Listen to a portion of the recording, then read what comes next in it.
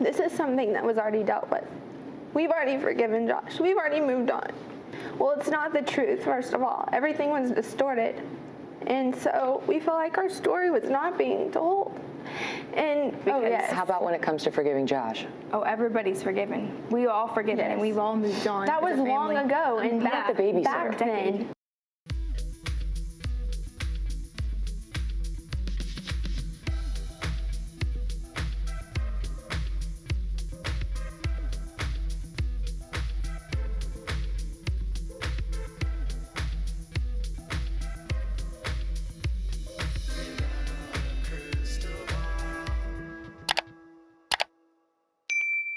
Hey everyone, it's Katie from Without a Crystal Ball. Welcome back to my channel. It is Friday, May 26, 2023. I hope you're having a wonderful day and I hope you're ready for the long weekend. Before you do jump into that long weekend, I wanted to talk to you about an article that came out from, I think it's Jezebel, talking about this new documentary that's coming out about the Duggar family.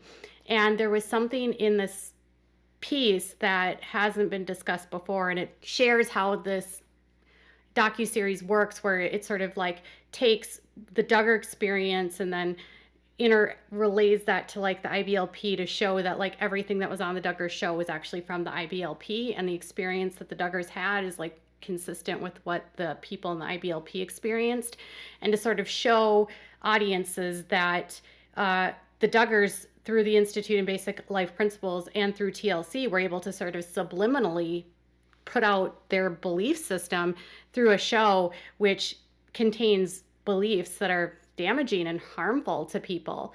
And it was started with the things like what the girls wore, and it started with the courtship and how they managed relationships and how they navigated their schooling and the jurisdictions. All of that is IBLP, and how women are treated. All of that is IBLP.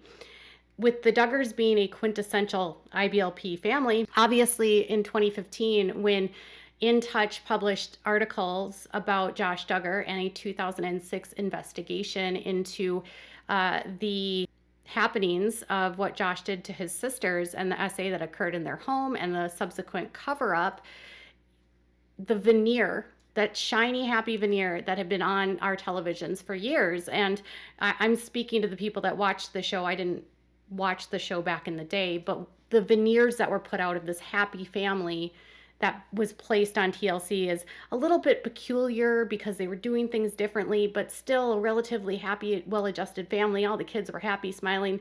There was no indication that anything could have been going wrong in that home. When that happened, Jim Bob was basically exposed as someone who wasn't who he claimed to be.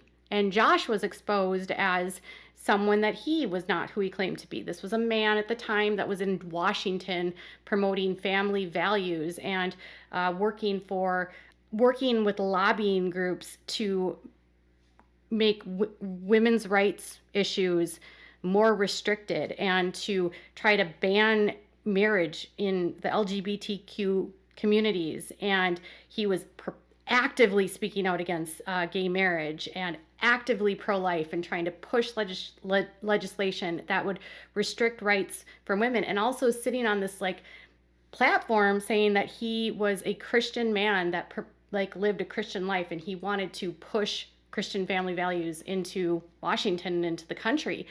And obviously when this hit, Josh lost his job, but Jim Bob had to scramble because he needed to save his bread and butter, his cash cow, which was the Duggar show, 19 Kids and Counting. And there was a season actually ready to, already filmed and ready to air, and it was going to be introduced, and they had to scrap that whole season. That would have been a season where you all would have met Josiah and his courtship, and with Marjorie, the one that got away.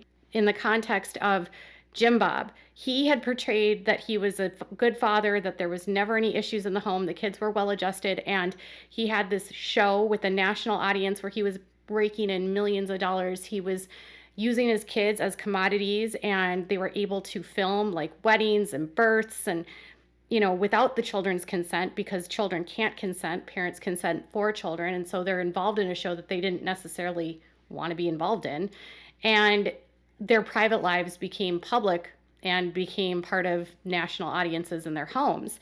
And so the girls, even if they wanted to be on the show, when they were children, couldn't consent to it. So their parents made the choice for them. And as they grew into adults, didn't want to be a part of the show anymore. But Jim Bob, with this, when this came out, there was already a push to cancel County and 19 Kids and Counting. There was already a push because Michelle Duggar had put out robocalls, basically calling people that are transgender, lots of horrible things. And then she was actively lobbying against like anti-LGBTQ plus legislation. And there was a huge push, massive campaign to try to get the show canceled. And the release of the records actually was a response from somebody in their community who happens to be a lesbian who knew about Josh Duggar, and that's how they tipped off the reporters, they tipped off the media. Michelle posted a photograph of her and Jim Bob kissing.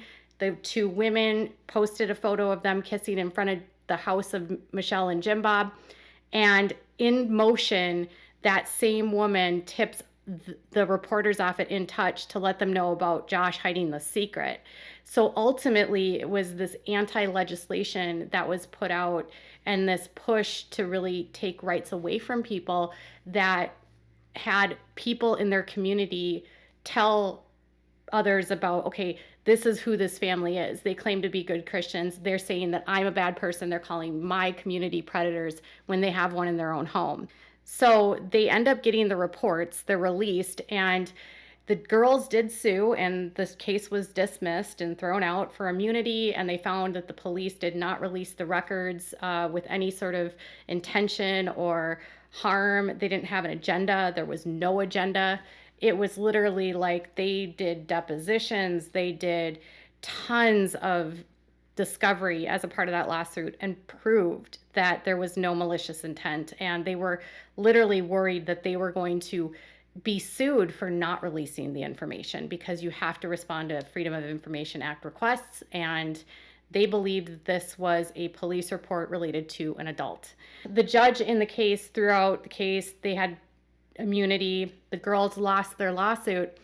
But one of the components of the lawsuit was their involvement in a Megyn Kelly interview. And on this new docuseries, Jill admits that she wouldn't do the interview with Megyn Kelly now if she could go back in time. So she regrets the Megyn Kelly interview.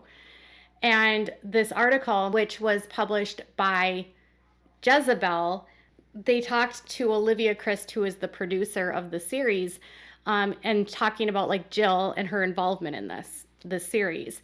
And Olivia said there was some hesitancy on her part, and rightfully so, because of all that she's been through. In the documentary, Jill maintains that her brother's ABUSE allegations never should have been made public. She also says that if she had to do it over again, she wouldn't participate in the interview that she gave Megyn Kelly in 2015, essentially downplaying what Josh did to her. Of course, there was a compelling reason for the allegations to be made public because it shattered the perfect family image that the Duggars were attempting to put out that could easily be read as propaganda for the IBLP. But on that note, Jill attests that she was raised in a cult-like environment, and there's footage of Jim Bob recounting his condition on participating with TLC that he would do the documentary as long as they didn't edit the faith out. You know, when it comes to this system, Jill says that the information never should have been released. And the judge in the case did admit and said that the release of the records should not have happened, but it did. But there was no liability because of the qualified immunity, and it wasn't done with malicious intent. Despite that, when Josh was arrested in 2021, the information got back into the scene because what he did to his sisters was used as a factor, an aggravating factor, when they looked at his motive of why was he downloading CSAM. Well, he has a history of doing things to children. And so they were using this as a way to show Josh had a history. He had had he been properly charged and gone through the court system, and had there not been a cover up and his parents not covered things up, he would have been charged with, I think, second-degree SA in the state of Arkansas, which is a felony. And there was enough proof to charge him, but they didn't for statute of limitations. And so with the trial, the information came out. Bobby Holt testified. Jim Bob Duggar testified in a pretrial hearing. They went over the In Touch police report. Jim Bob was furious during that process. Jim Bob was so controlling and so paranoid about losing the show that the decision for Jill to go on to the Megyn Kelly show wasn't because she wanted to defend Josh, but rather there was a PR team that came in to help Jim Bob navigate the situation, and the goal was for the Duggars not to lose their show. So they went up on this interview, and the girls were encouraged heavily to participate, not really, more like forced. Jarek has said in the past that Jill felt like she was forced to do the interview and defend Josh. And I mean, the ridiculous aspect of this and the really sad component is that Jim Bob, in order to save his show, brought girls that were harmed by Josh to defend him on a national scene, on a national interview that was watched millions of times, and it's still watched to this day. It's on YouTube. You can watch the whole thing. And the girls were dragged through the coals for what they were saying. And as a part of the lawsuit that happened against the city of Springdale and the police department, we learned that what the girls were saying to Megyn Kelly and the answers they were giving to her were scripts that were written by the PR crisis team and a guy named Chad Gallagher. So as a part of the discovery process and a part of them putting their statement of facts to the court, they provided depositions and they provided emails between Jill and Chad Gallagher and the girls and Chad Gallagher and them, the Duggars, Jim Bob and Michelle and Chad Gallagher. And Chad was basically outlining a strategy for what they needed to do to save the show. So it was, okay, we're going to not talk to Josh. And then he was the one that wrote the scripts about being a little bit too curious. Remember when Justice said Josh was a little bit too curious? That was written by Chad Gallagher. The saying that she forgave him was written by Chad Gallagher. Saying that it was all in the past and it was over was written by Chad Gallagher. That it was mild, inappropriate touching, written by Chad Gallagher. And the goal for Chad Gallagher, for the Duggars, was to get them out of this jam and save the show. They needed to do what they could to minimize this as much as possible so that the Duggars could continue filming. And TLC had not made a decision at that point about 19 Kids and Counting. They eventually canceled the show, and then they agreed, largely in part to this interview and largely in part to the fact that it wasn't the girls' fault.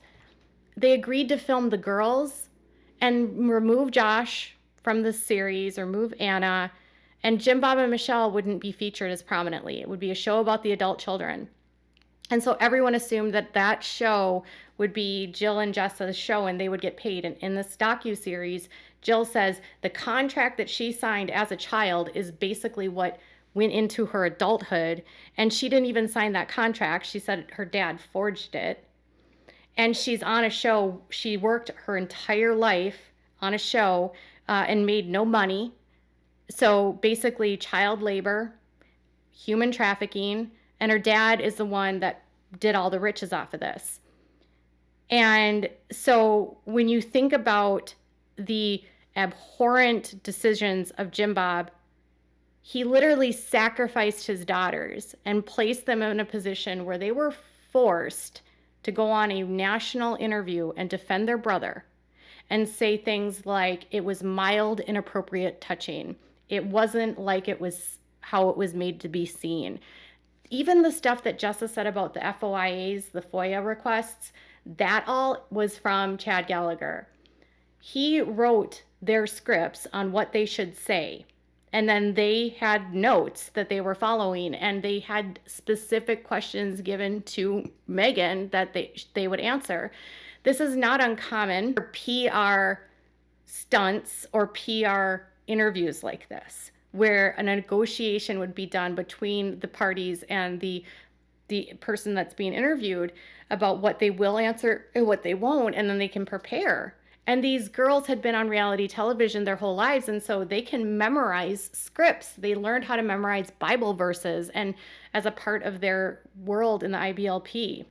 So if Jill could go back in time, she would not do the Megyn Kelly interview, but she still says that the information about her ABUSC and what Josh did to her, the essay, should not have ever been made public. Says that she was re-victimized. She says that, you know, her dad was forcing her to do things.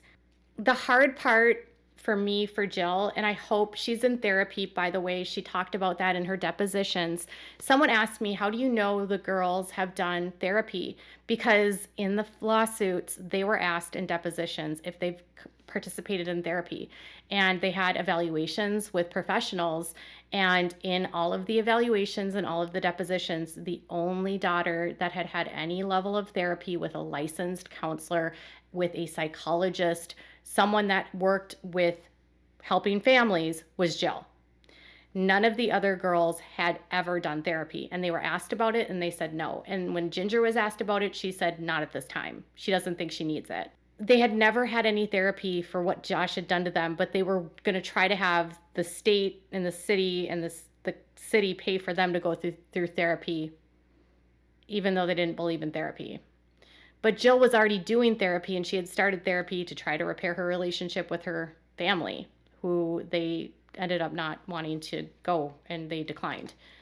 So when you're going to watch this documentary and you listen to Jill's story, you have to remember too that Jill has been lied to by her dad. Her dad made her feel like she was being used as an agenda, and that this was a release of records was an agenda because a police department was mad at her dad. Okay? And the agenda was that her story was released as a part of that agenda, and it was to get back at Jim Bob. But that's not what happened. The people that had an agenda were not the police department. The people that had an agenda that told the reporters were not police. No records could prove any of those allegations. And so even today, sadly, she doesn't know, or maybe she doesn't realize, that there wasn't an agenda, at least by the police. The police didn't have it out for her. They didn't have it out for Jim Bob. They didn't have it out for Josh. It was, they got a request and they had to respond to it legally. And I feel so terrible that even now, today in 2023, she's still dealing with the lies that her dad has told her and the trauma that her dad has put her through. And I think about how none of this could have ever come out had the girls stayed quiet, had the family stayed quiet, had they not sought the show. Those girls might not have met the men that they're married to today. Jill might not have found her freedom. Josh might have gone on to do horrible things to more of his sisters. There would be more silence in their suffering. And so it's hurtful to know that that information is out there for her, but at the same time, the show, in a way, saved the girls from that life, and it saved some family members from being a part of that cult. And as hard as that is, it also exposed Josh for who he is, and he was finally arrested.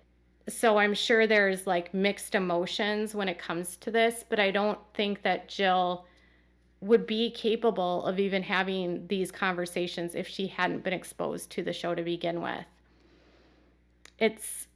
The state of Arkansas made changes about how they manage releasing of records and juvenile records and all of that stuff. And you can't get those kind of records today. They have a ton of legislation that they've passed, and they handle FOIAs totally different today than they did 7 years ago. When you're watching this, just remember that it was Jim Bob who had a motive to put the girls on television, and it was to save a show. He had a motive because he had children that were making him money, his greed, his need for fame, his need for adoration, and his need for control is ultimately the biggest lasting damage, I believe, that has happened to these children. And it's a product of the belief system of the IBLP. The Bates family, they are also members of this group. Gil Bates is a director on the board of this cult. He speaks at these conferences regularly. They're just as bad in their beliefs as the Duggars. And so when you see that kind of propaganda, just remember what you're seeing them on a show say is not who they really are, and it's not what they believe. And they were doing it to make money and to try to indoctrinate you to join their cult. And that's probably the more disturbing part to me about all of it. Tell me what your thoughts are in the comments below. Bye, guys.